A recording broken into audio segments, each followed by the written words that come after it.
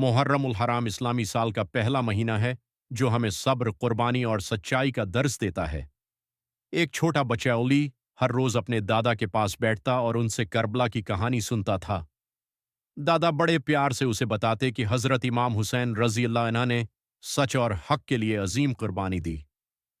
دادا نے کہا، بیٹا، امام حسین نے ظلم کے سامنے جھکنے کے بجائے صبر اور حوصلے کا راستہ اختیار کیا۔ انہوں نے ہمیں سکھایا کہ ہمیشہ سچ کا ساتھ دینا چاہیے، چاہے حالات کتنے ہی مشکل کیوں نہ ہوں۔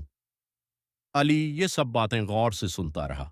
اس کے دل میں ایک روشنی سی پیدا ہوئی۔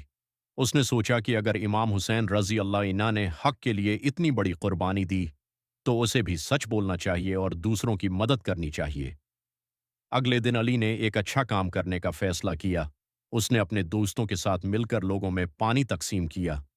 وہ بہت خوش تھا کیونکہ اسے احساس ہوا کہ دوسروں کی مدد کرنے میں ہی اصل خوشی ہے۔